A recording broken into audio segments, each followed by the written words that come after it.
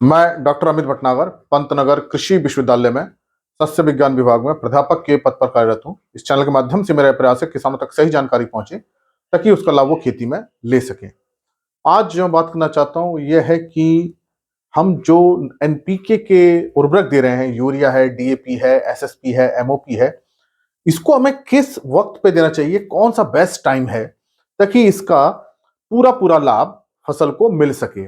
अक्सर ये गलती हो जाती है कि हम इन फर्टिलाइजर्स को गलत समय पे देते हैं, जिससे फसल इन उर्वरकों को नहीं ले पाती और हमें उसका लाभ नहीं मिल पाता है।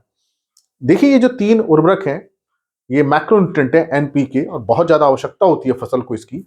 तो गेहूं में जो हमें ये एनपीके देना है, देखिए ये एनपीके तत्व है, ये फर्टिलाइजर नहीं है। फर्टिलाइजर इनके क्या होंगे? Urea, DAP, SSP, TSP, MOP. तो अलग अलग फर्टिलाइजर होते हैं।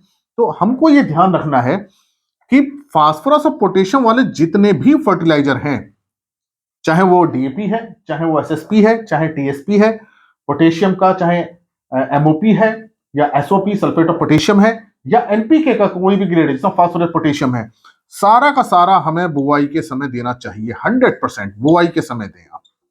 अगर आप खड़ी फसल में देंगे तो इसका असर बहुत कम होता है। तो इसको बेसल डोज के साथ देना 100%, पूरी मात्रा 100% जितना भी है। चाहे फास्फोरस या पोटेशियम अगर जिस फर्टिलाइजर में है, उस फर्टिलाइजर को आपको पूरी मात्रा बुआई के समय देनी है। खड़ी फसल में नहीं देनी, पहली सिंचाई पे, दूसरी सिंचाई के बाद, या स्प्रे के माध्यम से, या ब्रॉडकास्ट करके नहीं देनी है।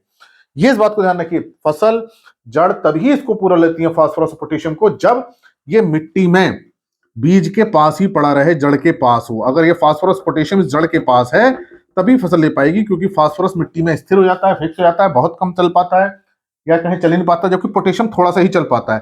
तो पी और के जड़ के पास होने चाहिए। आप ऊपर से डालेंगे कि जड़ तक पहुंच ही नहीं पाएगा, क्योंकि मिट्टी के अंदर ये फिक्स हो जाता है। जहां तक नाइट्रोजन की बात है, इसको हमें 3 बार में देना चाहिए। गेहूं में हमें 3 बार में दें, और 3 बराबर भागों में दें। 1/3, 1/3 और 1/3 ये हम मात्रा निकाल सकते हैं।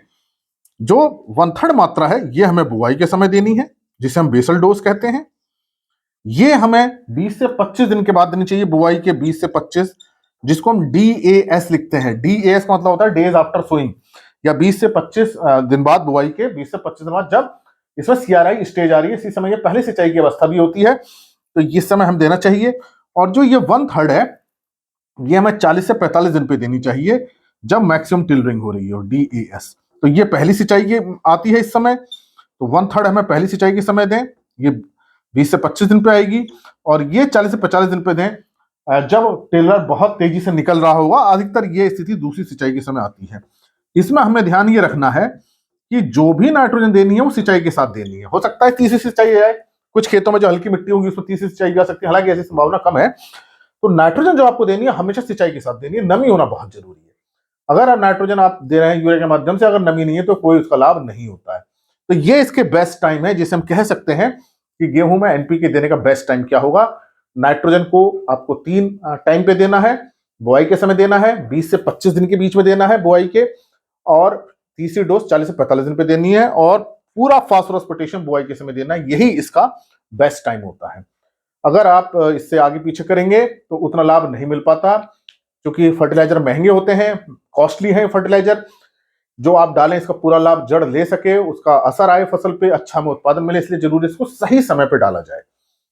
ध्यान कर लीजिए, फास्फोरस और पोटेशियम को आपको खड़ी फसल में नहीं डालना चाहिए। अगर आप डालेंगे तो इसका बहुत ही कम रिजल्ट मिलता है, बहुत कम असर आता है। इसलिए आप जो भी फास्फोरस और पोटेशियम है कभी भी खड़ी फसल में न दें, सारा का सारा बुआई के समय दें। आशा है मेरी बात आपको समझ में आई होगी कि एनपीके देने का बेस्ट टाइम गेहूं में क्या है।